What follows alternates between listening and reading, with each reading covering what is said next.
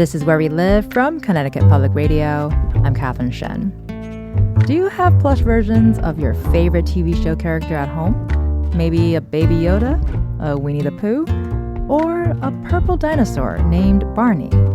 As it turns out, merchandise like plush toys were key to Barney's popularity. This hour, you'll learn all about that in the fourth episode of Connecticut Public's new podcast, Generation Barney. It's called Purple Capitalism.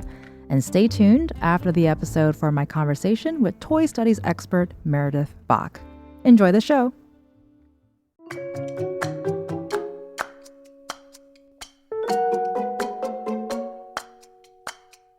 Just outside Kansas City, Missouri, there's a house that looks like your average suburban home on the outside.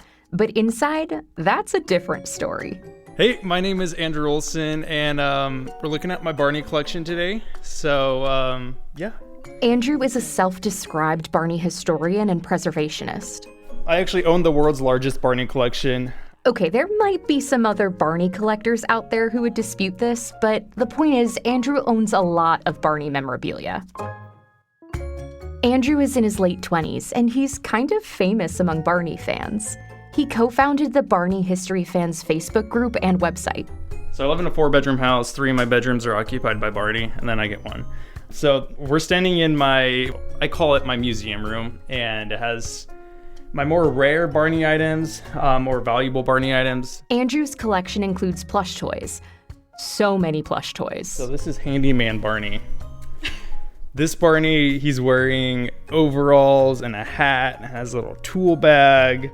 He also has Barney puzzles, books, quilts, signs, photos, hats, props, scripts, a snow globe, a banjo, and even a self-playing piano of Barney music.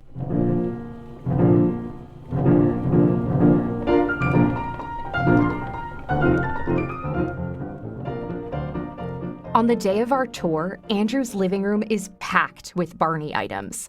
Like, there's an entire pyramid of Barney merch, including a 4-foot-tall Barney doll. Normally, it doesn't look like this. Normally, all this stuff kind of lives in boxes in my storage room, but I got it all out to show you guys today. Over 1,400 items. Oh, boy. Andrew loved Barney as a kid, and then, like a lot of us, he grew out of him. But during the COVID-19 pandemic, Andrew started getting panic attacks that brought him to the emergency room a few times. I remember getting home from the hospital one night, and I was sitting in my house trying to figure out what was going on, what was different, how can I get a hold of myself and my emotions and bring myself back and ground myself here. And the song I Love You just popped in my head out of nowhere. For Andrew, this song became a source of comfort during a really difficult time. It was like a warm hug from a friend. In the Barney theme song, there's this lyric where it goes, Barney comes to play with us whenever we may need him. And I feel like he came back into my life at the exact moment that I needed him most, even though I didn't know I needed him. Like many of us, Andrew needed a sense of community at a time when we were all social distancing.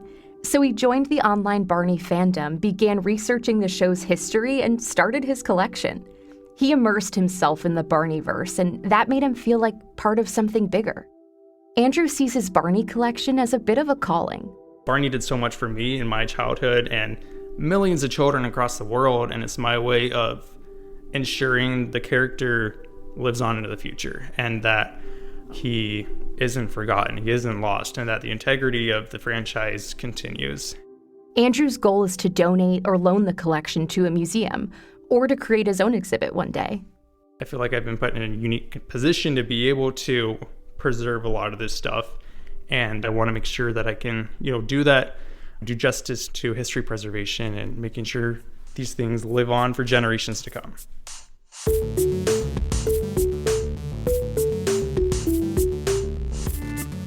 From Connecticut Public, I'm Sabrina Herrera. This is Generation Barney, a podcast about the media we loved as kids and how it shapes us. On Barney and Friends, Barney starts off as a plush toy and then comes to life. That iconic stuffed animal wasn't just on the small screen. It was in the homes of children around the world. Barney fans like me had plush toys, but also sneakers, sippy cups, bed sheets, and so much more. That merchandise was a huge part of the show's success. But Barney and Friends wasn't the first movie or TV show to connect with fans through merch. That dates back a long time and has a history that includes He-Man, Ronald Reagan, and George Lucas. Episode 4, Purple Capitalism. When Barney first launched, in its home video era, Andrew Olson says there weren't any toys to go along with the program. Actually, when they originally started Barney, they couldn't find anyone to make plush dolls for them because no one knew who Barney was back in the 80s.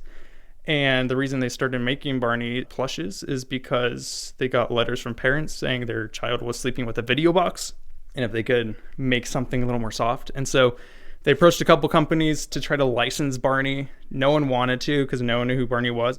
Eventually, a toy company called Dakin agreed.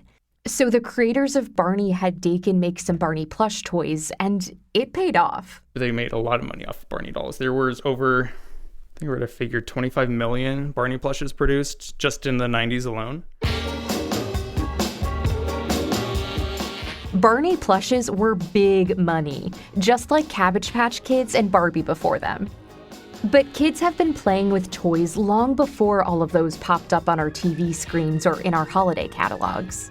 The commercial toy market as we know it really got started in the 17th century. That's when accessories were sold along with books. A ball or a pincushion, depending on if it was a boy or a girl. Meredith Bogg is a literal toy expert and teaches childhood studies at Rutgers University, Camden. And the idea is that you would read these kind of moralistic stories and then sort of enact the lessons with the accompanying toy. In the 19th century, the Industrial Revolution allowed for the production of toys on a way bigger scale than ever before. And I've looked at a lot of papercraft toys from this time that, you could cut out and fold together. Fast forward to today, the toy industry and the number of products made to sell to children have reached new heights, especially with licensed merch that goes along with TV shows and movies. Meredith says that this has changed the way that toy companies think about developing new products. So, not only just like licensed merchandise and the film, but really kind of a network where you're getting bits and pieces of meaning from each one of those products separately. Even to the point where, sometimes they'll describe the launch of a new toy line as like a content initiative rather than, a new toy.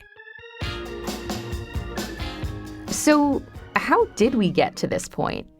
To answer that question, we have to first visit a galaxy far, far away. Star Wars had a massive impact on the role of toys and merch in pop culture when it hit the big screen in 1977. But creator George Lucas actually had a hard time getting the movie made.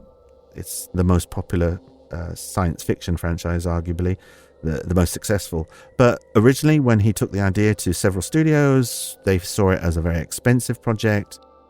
Lincoln Garrity is a huge Star Wars fan. When I was a kid growing up, I can remember my mum making birthday cakes in the shape of Chewbacca, buying all the toys. I could say absolutely, I've lived and breathed Star Wars for most of my life. He also teaches media cultures at the University of Portsmouth. And Lincoln says from the very beginning, George Lucas saw merch as a key piece of the Star Wars franchise. He saw the potential for this sort of second bite of the world, make it physical. And certainly people say that he was the first to make merchandising almost more important than the movie. Lincoln says Lucas actually changed the way merch was produced in Hollywood. He famously said, well, I'll keep a slice of the merchandising pie. You invest in the movie. 20th Century Fox did agree. For Lucas, toys weren't an afterthought, but essential for engaging audiences with the Star Wars universe. And his idea worked. The company that produced the Star Wars toys sold out so fast, it had to offer an IOU certificate for Christmas one year.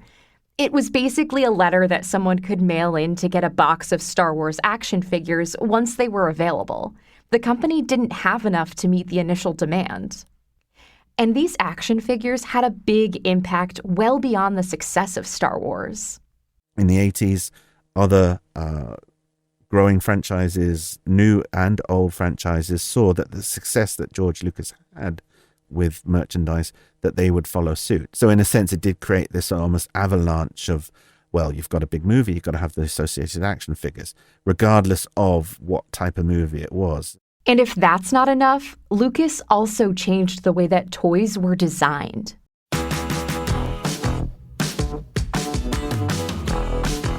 Prior to this point, if you bought any kind of figurine, it was usually about 12 inches in height. So think of a Barbie doll, right? They're pretty big. That's Selma Porach. She studies children and consumerism at Western University in Ontario. Star Wars takes these figures and they completely shrink them. They take them down to 3 3/4 inches in height. Making figures smaller meant that you could buy the Millennium Falcon and figures that would actually fit inside of it. So when children start playing with these Star Wars toys, they're inevitably going to play the film. So these changes in terms of Star Wars, both sort of showing toy manufacturers that there's a real benefit in producing programming. This is a film that really emphasizes the link between toys and entertainment media. A link that only got stronger from there. Soon after the Star Wars release, there was a change in the way children's TV programs were regulated. You've probably heard of the FCC, or the Federal Communications Commission. It's a government agency, and it basically oversees what you see and hear on the radio and TV.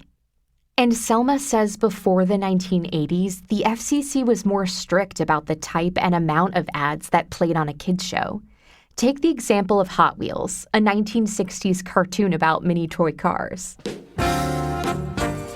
The FCC intervened. They said this wasn't a cartoon. This was basically an advertisement. They said any time that the Hot Wheels logo appeared, that was an ad. The opening theme was a jingle. Selma says the FCC investigated complaints about the show. They said you could only play the program if you got rid of the logo and you got rid of the opening theme, which of course you can't do. So the TV show ended up being canceled. So this sort of shows you that there's a system in place that regulates advertising content to children. But this all changed under President Ronald Reagan. In this present crisis, government is not the solution to our problem. Government is the problem. Reagan appointed a new commissioner to the FCC in the 1980s. And what happens as a result is all of those rules and regulations, they're gone. By 1984, all of them are gone. And in this new landscape, a new kind of advertising directed at kids ramped up, something called a program-length commercial, or PLC. So this is exactly what the phrase implies. It is a commercial that rather than being 1 minute long, it is actually the length of an entire program. It's an advertisement in disguise. So instead of making a show and then making toys along with it, a PLC does it the other way around. So you're basically wrapping a storyline around a product. All of the popular cartoons that come out of the 1980s, all of those classics, they're PLCs. He-Man, G.I. Joe, Strawberry Shortcake, The Care Bears, My Little Pony.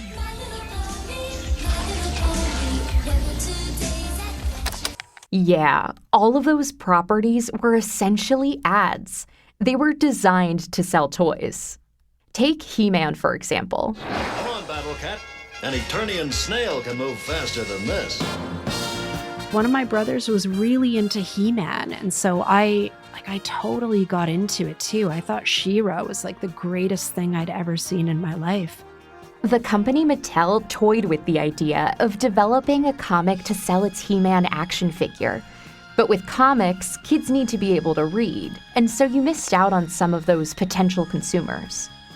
As a result, they end up going to Filmation, an animation studio, And they're initially interested in developing 2 one-hour specials that are designed to sell the toy.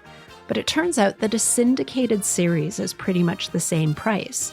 A TV show gave them much more bang for their buck. So what you see in the history of He-Man is that we have a pre-existing toy, and the only reason they've created the TV show is in order to sell that toy.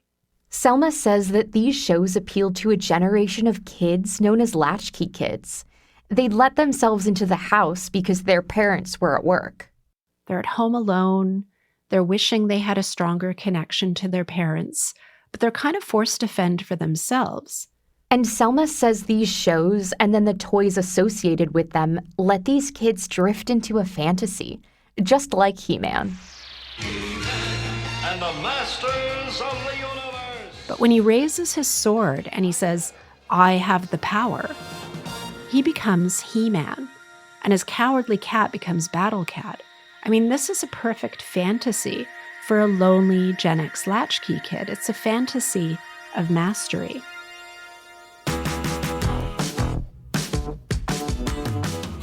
Lincoln Garrity, the Star Wars fan and toy expert, says this approach to creating a TV show basically gave these companies an extra opportunity for success.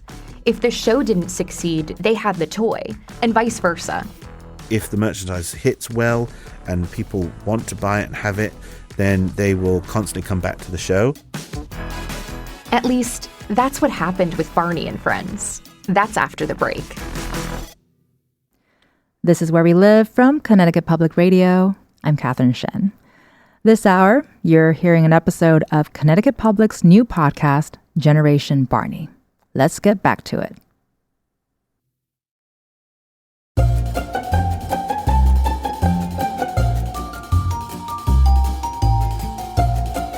Barney came onto our TV screens in the early 1990s into this post-program-length commercial, post-Star Wars world.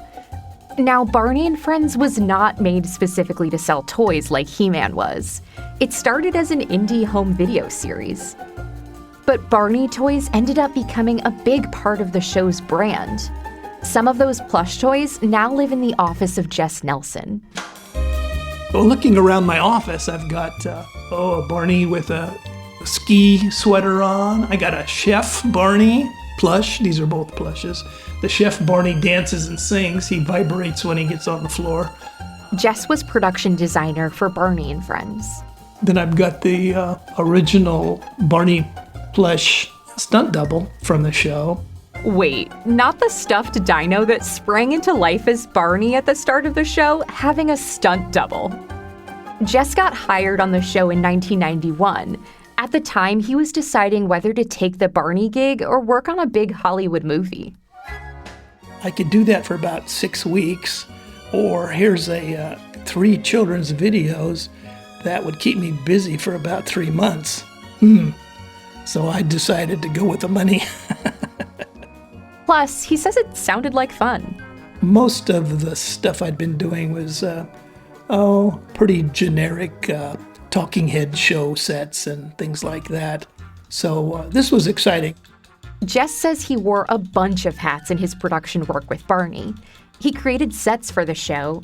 Like building Santa's workshop, making miniatures of his workshop so they could fly over it and, shoot it and stuff like that. Fun stuff. And some special effects stuff too. He even designed food props. Ice cream doesn't go well in hot studio lights.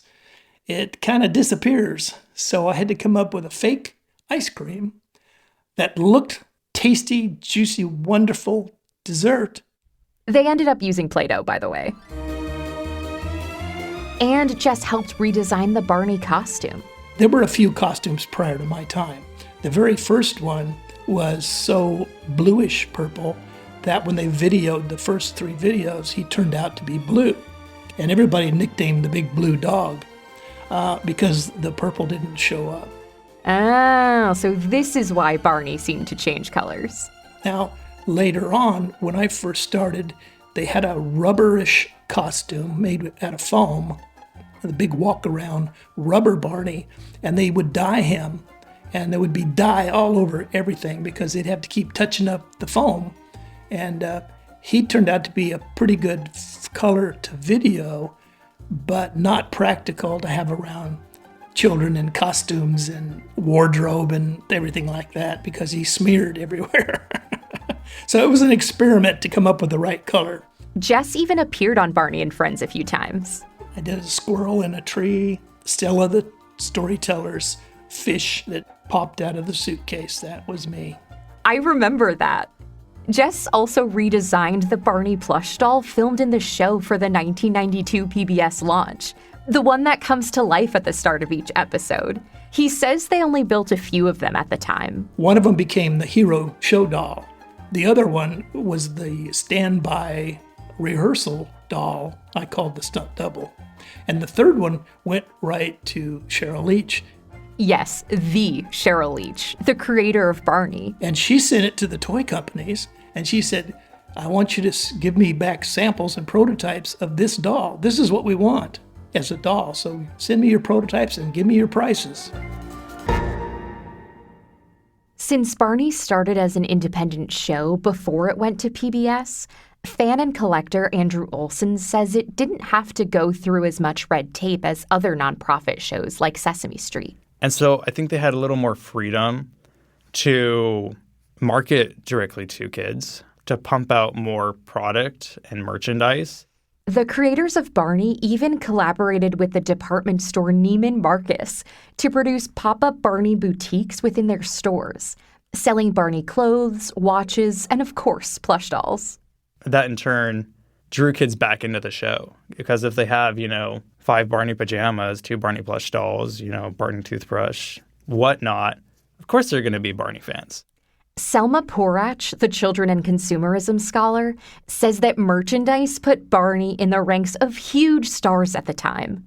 So in '94, the top earning entertainers were in order: Steven Spielberg, Oprah Winfrey, and Barney.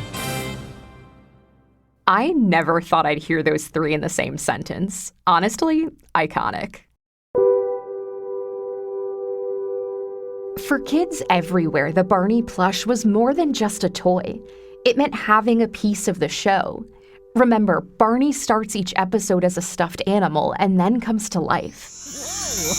Oh, hi there. I'm so glad to see you. So maybe, just maybe, if, like Andrew, you had the Barney toy at home, it would happen for you. There's this scene in the Barney movie where a kid puts a Barney plush doll in the shower and closes it, and Barney comes to life. And so I used to get my Barney plush doll, put him in the shower, and hope that he would come to life.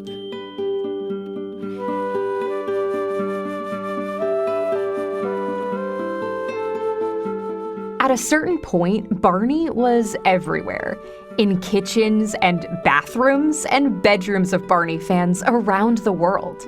Our home was no exception. What kind of Barney merch and merchandise did we have? My mom, Liliana Herrera, was probably as big of a Barney fan as I was growing up. Oh my goodness.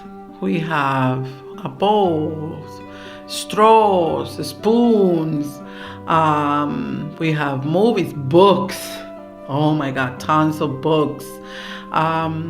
We have the pajamas, the t-shirts, even the sneakers. When Barney and Friends came on TV, my mom says I used to run around our apartment, put on my Barney sneakers, and hold on to as many plushes as I could.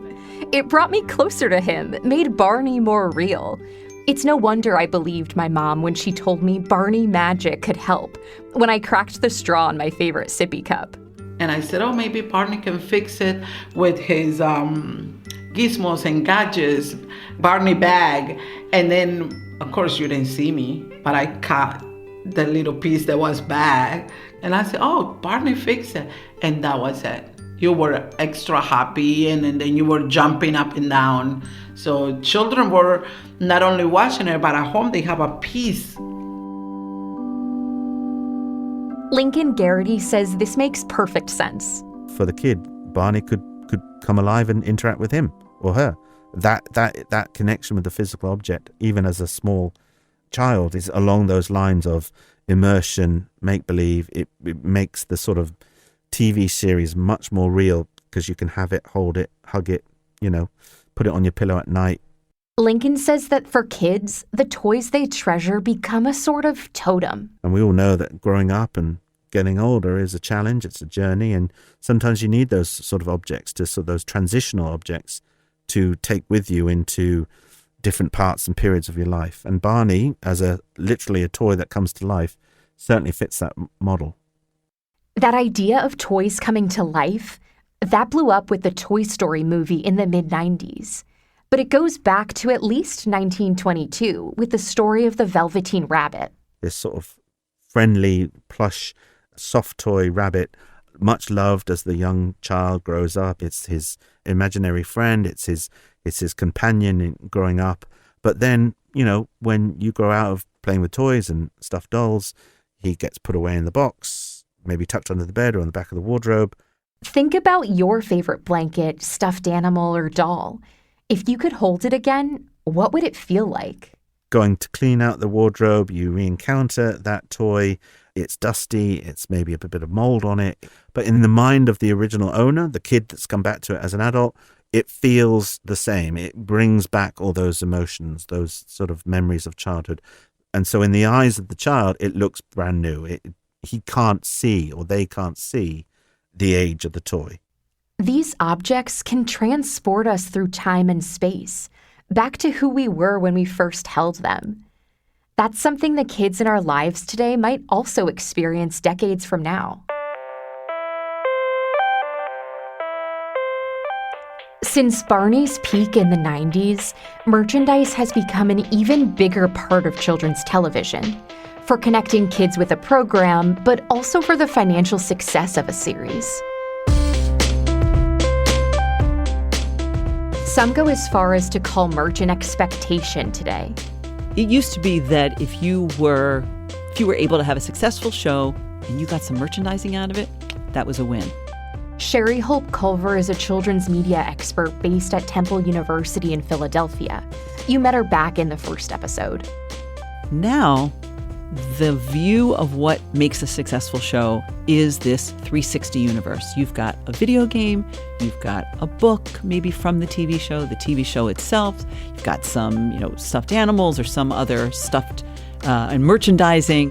After all, when kids like something, they want to see it everywhere. They want to live in it, like literally live in it. They want to have a coat that's got the character on it, sneakers with the character on it, backpack with the character on it. They want to watch it, see it, read about it, all of that. So it does play into the way kids connect and those experiences they can have. But it also, it really speaks to the money aspect of the industry. Sherry used to work in public television. In the late 90s, she went to a conference with a lot of other TV executives and producers. And at that conference, there was a new kids show on TV. It was the Teletubbies. Those colorful characters with antennas sticking out of their heads and TVs on their stomachs. What were they even? Anyway, the creators of Teletubbies were offering a bag of stuffed Teletubby toys.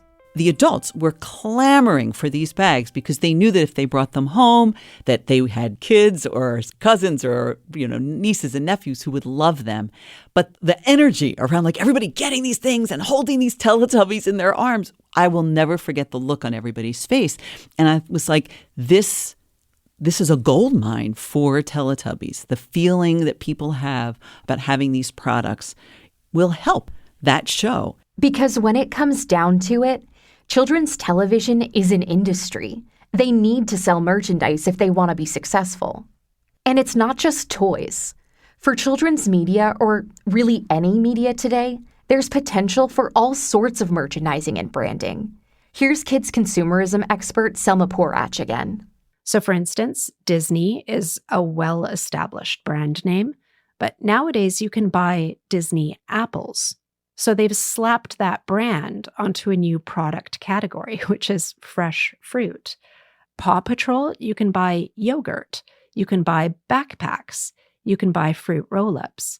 This whole universe around a brand has a huge impact. So what this means is if you can get a kid to be a fan of a single show, you are potentially creating a consumer worth thousands upon thousands of dollars through all of these offshoot products associated with that singular show.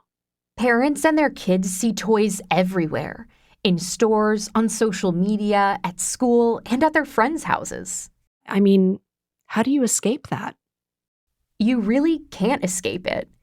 And it ends up creating millions of mini consumers. Yeah, kids are consumers. And Selma says treating them that way isn't without consequences.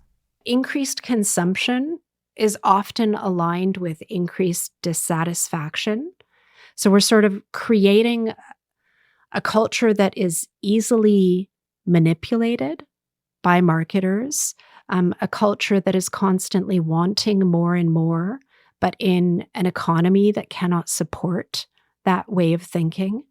So we're kind of, creating a generation, a future generation of dissatisfied individuals. And the things we learn about buying and wanting as kids follow us well into adulthood. That's according to children's media expert Sherry Hope-Culver. So the value of connecting a child to a brand at a young age has incredible monetary value to that brand for the duration of that child's life. Think about the toothpaste or laundry detergent you use. Sherry says you're probably buying the same brand that your family did. Because it will always be a touchstone to family, to childhood. You're just connected to it forever. A forever customer. What a lot of us are today. In October, Mattel, which now owns the Barney property, released its animated Barney reboot, Barney's World.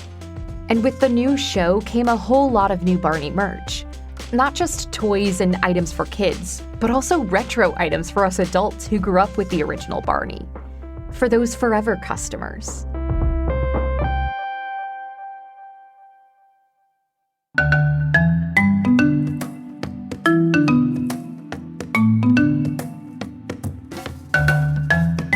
So yes, merchandise helps TV shows make money.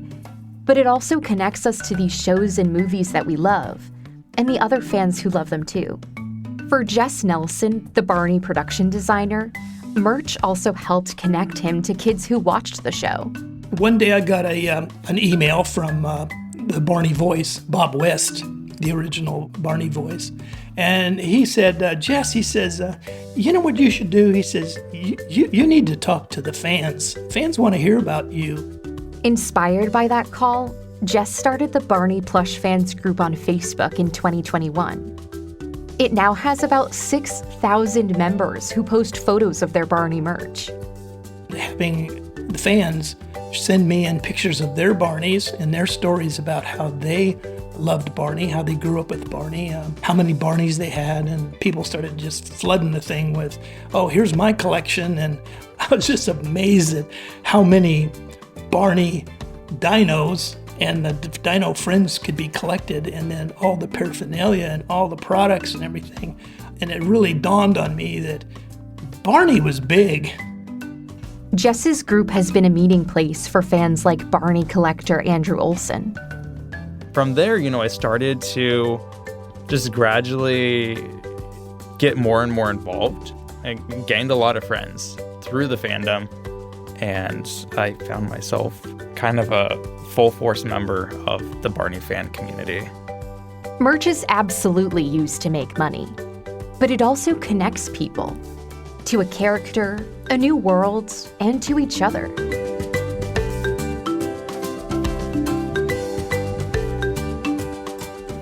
And these connections, they can stick with you for life. Sometimes the media we loved as kids can lead to our future careers. All of those ages, Barney stayed with me as a driving force of, okay, these are my goals in life. This is what I want to do after high school. This is where I'm headed I do this at home. I take my own toys and I make them talk and I have them tell stories. Why not get paid to do that? That sounds awesome. And even help us find our best friends. Can you believe we're here? And can you believe this friend group started because of a purple dinosaur? That's next time on Generation Barney.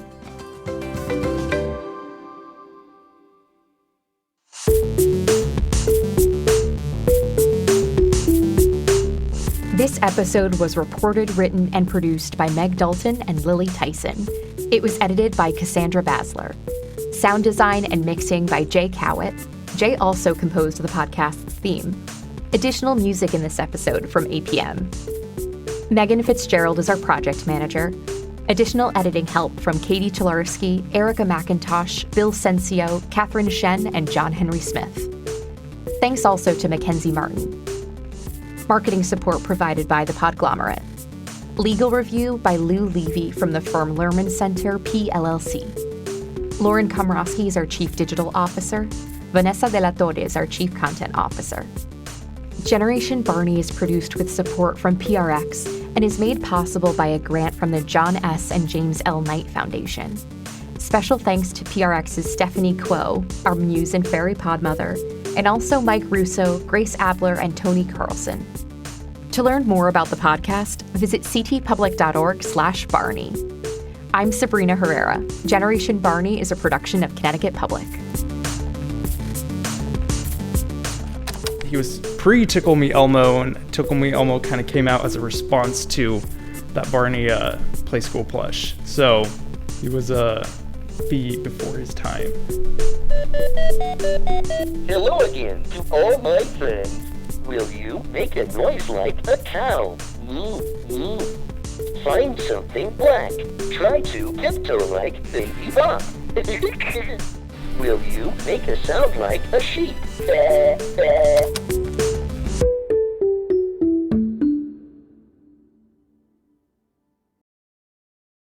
This is Where We Live from Connecticut Public Radio. I'm Catherine Shen. You've been listening to episode 4 of Generation Barney, a new podcast from Connecticut Public. And now we're going to hear a bit more about children's television and merchandise. I'm joined by someone you heard on this episode, Meredith Bach, who's an associate professor of childhood studies at Rutgers University, Camden. Hi, Meredith. Thanks for joining us today. Hi, thanks so much for having me. So I'm going to start off with a question related to Disney because that's such a familiar space for so many people. But like Disney stores used to be a major staple in malls in the U.S. And I actually can remember seeing thousands of stuffed animals lining the walls of the stores and stuffed versions of kids' favorite TV and movie characters. Has the demand for toy versions of television characters changed since those days? Absolutely. I think, unlike the days of the Disney store, I think that you're referring to, where people were mostly watching things on the home video cassette or on DVD, maybe on the Disney Channel. I think with streaming and digital content, things are just accessible to viewers in so many different ways. So shows are bingeable, and there have been so many different spin-offs. So if anything, I think like as content libraries have grown and become more accessible, the demand for toys and related merchandise has only grown too. So now you can buy the stuffy or the toy version of what might have historically been a character with no merchandise planned around them. I'm thinking of villains like Ursula or Maleficent or something. Or with Disney Descendants, they even sort of made characters out of their teenaged kids. And so I think it's been kind of an exponential growth around the kinds of merchandise that people are excited about and the kinds of different characters that they can associate with. Well, and it's so interesting to see how the demand has just increased over the years. And clearly there's a need and there's a want, there's a desire. Can you walk us through some of the benefits of play? For children, I think there's an obvious component to it, but I'm also curious about the benefits of play for adults too. Yeah, play is one of those things that's so fundamental to our experience as humans and to the experiences of lots of animals that it's sort of a shame that it's so often only associated with childhood, or conversely, when we're talking about adults playing, we sort of say it's not just for children. I think it's actually an aspect of behavior that unites so many of us in our species and beyond. And when we think of kids and play, we're almost always thinking about it in terms of what's happening developmentally. So what kids are learning or how play is helping them move on to some next higher phase of life. But I think that play isn't just about accomplishing something. It can almost be like an attitude or a disposition. It's a way that we engage with the world, sometimes how we engage with each other, or the way that we engage with ourselves internally. I'm thinking of things like solving puzzles or imaginative play. And the kinds of play that adults do, like sports, or I'm thinking tabletop games, video gaming, gambling, they're all interesting and potentially valuable in different ways. But I also think this notion of play as an attitude kind of points to how it can be an activity or a state of mind that's valuable in itself. And I wonder if in some way that adults are inspired to play more now is because of the information exposure, and maybe the way storytelling is a little different. It's accessible to both adults and children. So, for example, in 2023, Barbie, the major movie of the year, was very popular for kids and adults, new or nostalgia. And as someone who studies toys, what was going through your mind as you were sort of watching this phenomenon, if you will? Because one of the messages of the film is the importance of staying in touch with our playful side.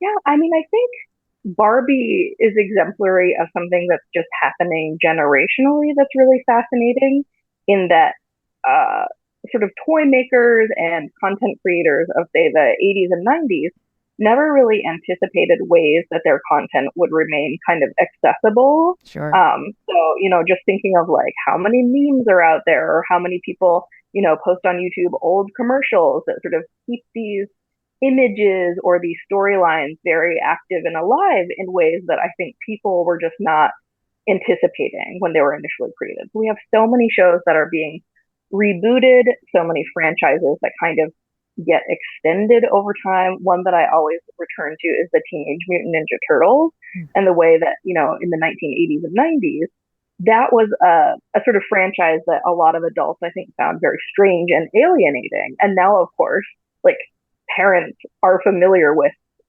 who those characters are, and they can sort of get on board. And the most recent movie sort of plugs into that in terms of the music that they use and the style of the animation.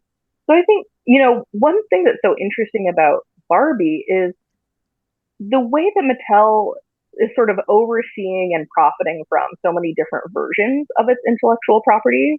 So, with the Barbie film, they're controlling not only the sort of Barbie toy that might be in demand for all kinds of obvious reasons, but also the kind of tongue-in-cheek or critical take on Barbie that we see in the film. And so in this way, companies like Mattel or Hasbro keep on top of some of the contradictions at the heart of what they're selling. And we just see that sort of with all of the major toy companies expanding so much into media production, that it's more of a continuum, outside of the screen into the toy world and back again. I mean, just as you were describing that, it kind of reminds me of Grogu from the Mandalorian and Star Wars series that really took the world by storm. And with that, I think a lot of both kids and adults were clamoring for more Grogu merchandise. And as we're heading into a new year of birthdays and holidays and parties, are there specific toys on your radar right now that you think are helpful and beneficial for kids and sort of play-based learning? And sort of building on that too, what happens when they lose interest? What's a good way to keep them interested? That's the hardest question.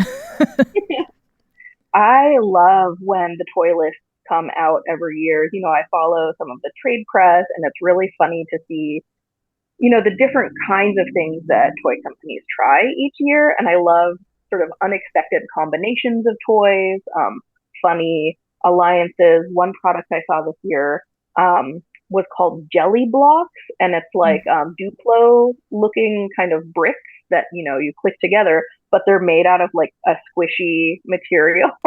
So I'm already loving this. Yeah, they offer a really different kind of sensory experience, and some of the ads kind of jokingly say, and they don't hurt when you step on them and things like that. Another really interesting collaboration I saw this year was between Care Bears and Universal Monsters.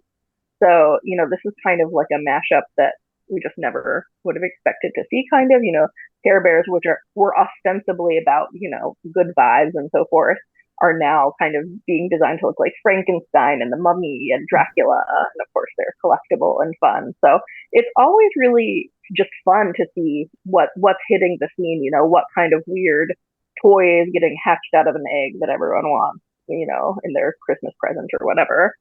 But I always love a classic too, with sort of immediate play value for the holidays.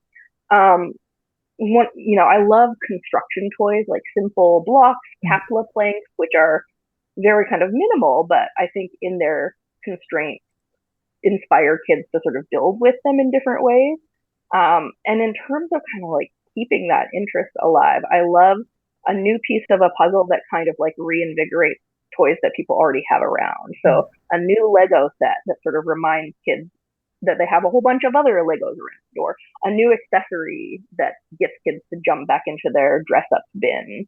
A few years ago, some friends gifted us a Grab-A-Track set, which is like a marble run that you build, and it was just immediately fun and different. And I think around the holidays, especially when people have opportunities to like be together, often in kind of multi-generational groups, I think it's super fun when people sort of just take a chance to play with each other, and in sort of surprising ways, play with toys and sort of build stuff and just casually try stuff out. So more like a refresher gift to add on to something that already exists versus like a brand new toy sometimes could work out to re-engage. Yeah, I mean, probably a lot of kids would disagree with that, but I think it's always a delicate balance between sort of the wow factor of the brand new thing and then the kind of plaything that will actually kind of stick around for years. Well, hopefully we can all find a balance with that. Thank you so much. You've been listening to Meredith Bach, who's an associate professor of childhood studies at Rutgers University, Camden. Meredith, it was a pleasure. Thank you so much for coming on the show. Thanks for having me. And if you want to hear more of Generation Barney, you can visit ctpublic.org/Barney, or you can find it on all major podcast apps. I'm Catherine Shen. Today's show is produced by Chloe Wynn. Our technical producer is Dylan Reyes. Download Where We Live anytime on your favorite podcast app, and thank you so much for listening.